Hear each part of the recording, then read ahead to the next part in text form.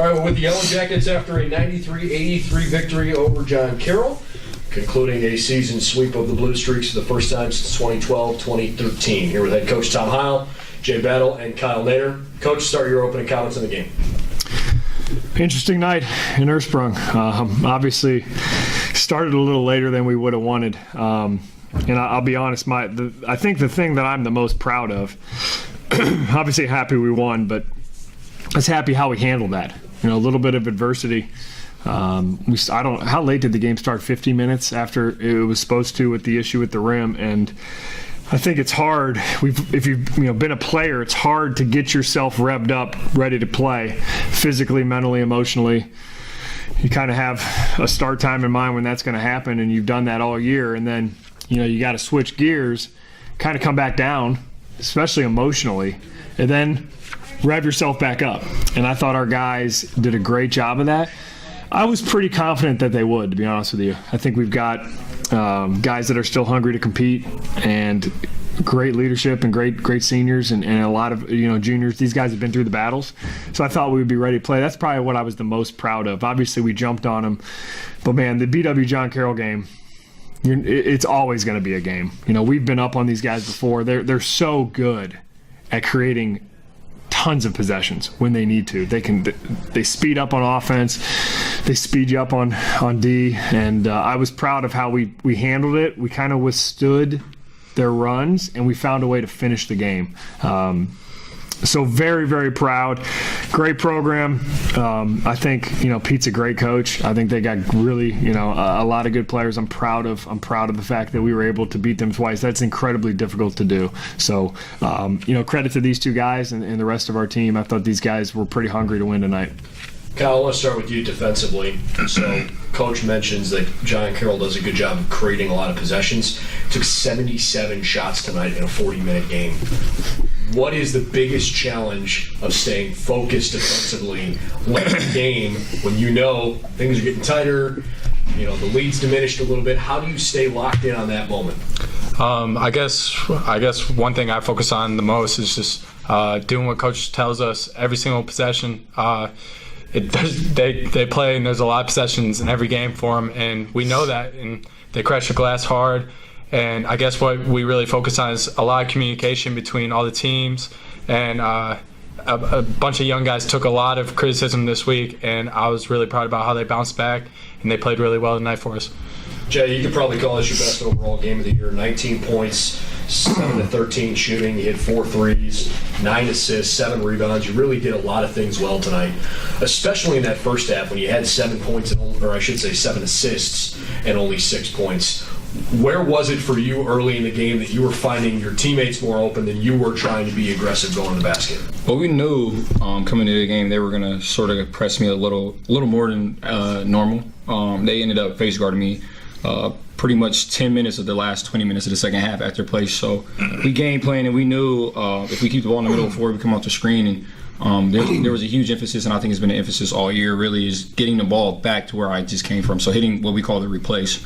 And we know if we can hit the replace off that hard hedge, we have numbers downhill. So credit to Ty Colombo, man. I scream at him literally every day to shoot the ball. And he was shooting the ball today. I scream at Schaefer to shoot the ball every day. He was making plays, and Kyle Nader was getting to his sweet spot in the lunch spot right underneath the rim, and he was just getting open spots. And when guys are playing out hard and they're that open, I know it looks like a good pass, but those are easy bounce pass, chest pass. You just make the playmakers, man. So, I have the stats, but credit to all those guys, man, because they do that every night, And tonight I was fortunate enough to make those plays and get those guys in the position. So, Tom, your team this season averaged right around 11 threes a game. You had 10 in the first half. I was a little surprised how many of those were open rhythm and many times uncontested threes. And yet, it was still, you've got your adrenaline pumping, and I thought the pace of the game early on was crazy fast. Yeah, it was. What is it about the way that this team can play at a crazy fast level, but then when it's time to put it up with some touch from 20 feet away, they find a good rhythm? That's hard to do, and that's why I've always felt, it's hard. You're open sometimes against Carroll when they really get after you and they're pressing you, but it's hard to make them because in some ways they take your legs. Experience, to be honest with you, and I think guys that stepped up and made some early shooting is contagious. And I think once we got going early, guys shoot it with more confidence when they see their teammates knock one in, and I think it can really be a contagious thing, just like defense can be. We got a good amount of stops early to start the game. We strung some stretches together where we got multiple stops in a row. I thought we got that was contagious from a defensive perspective, and I think the same thing is true on the offensive end. I mean, credit to the guys that knocked them in, but when we get open rhythm threes that are good catches, I just always want us to shoot them. As long as it's not a time and score thing and we're trying to use all the shot clock or something like that, I'm just confident in our guys as shooters.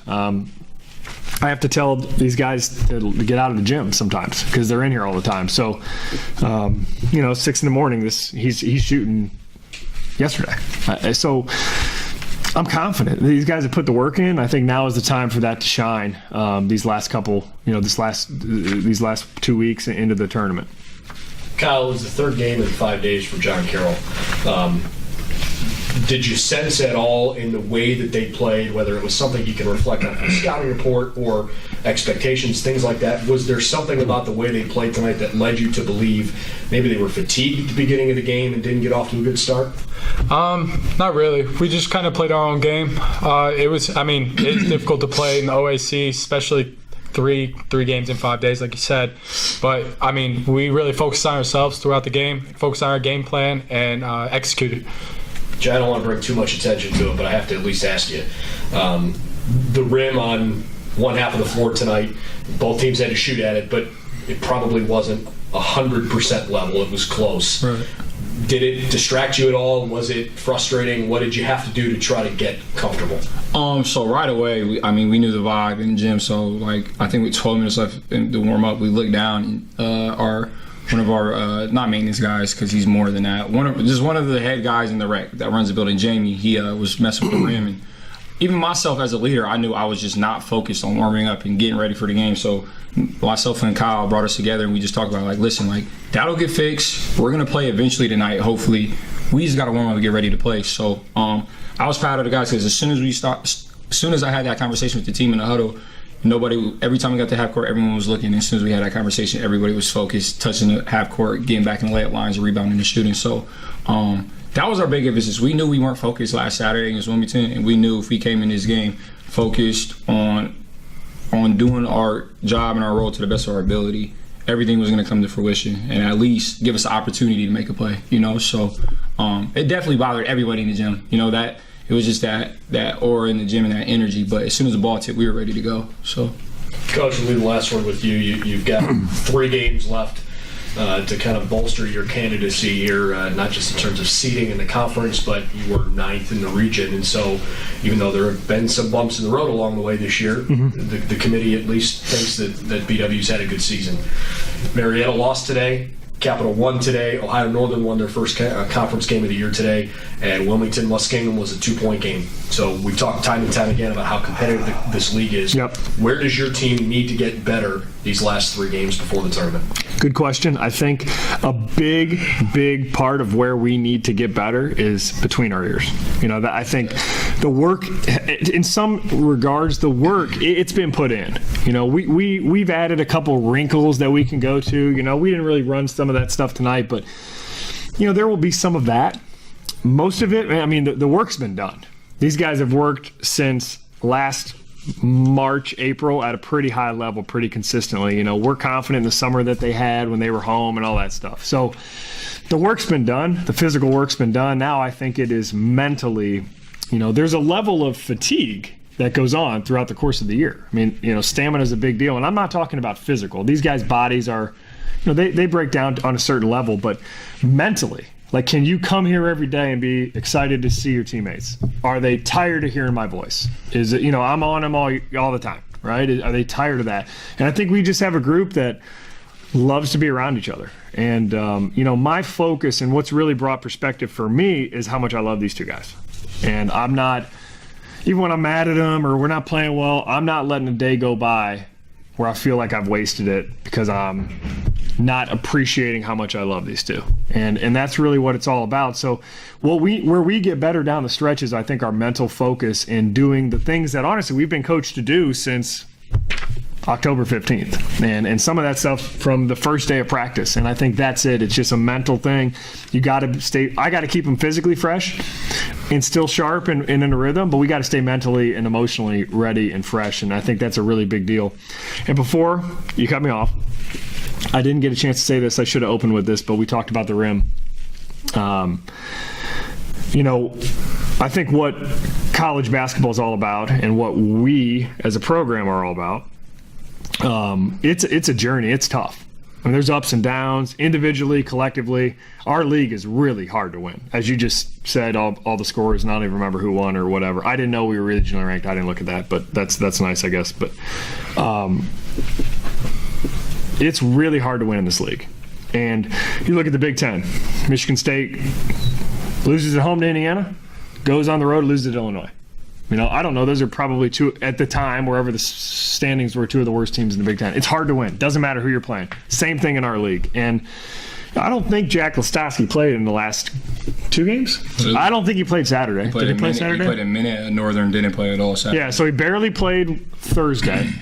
I don't think he played at all on Saturday. I remember talking to him yesterday. Hey, got to be ready. I saw him in here shooting today. He's always in here. And then he goes out and has 11 points in the first half. And he didn't play much in the second half. We do not win the game without him. Absolutely. And I think there's a lot of examples of that for guys that did not get that opportunity tonight. And that's really what college basketball, football, everything's all about. You got to have guys that are ready and good. That's why you got to recruit high character guys. So I wanted to say that because I think it's a really big deal. He was huge for us in the first half, and he's a great teammate, and he deserves a ton of credit for how he's handled. A lot of guys, not a lot, I don't think in our program, but guys across the country, they pack it in. That happens. They think their spot's gone, pack it in. They don't come to practice hard. They don't prepare to play like they're going to be out there and have a role. That's what I'm the most proud of. So I wish I would have led with that, but I'm really proud that he stepped up, and it's it's a very fulfilling thing as a coach to watch a guy go do that. So props to him.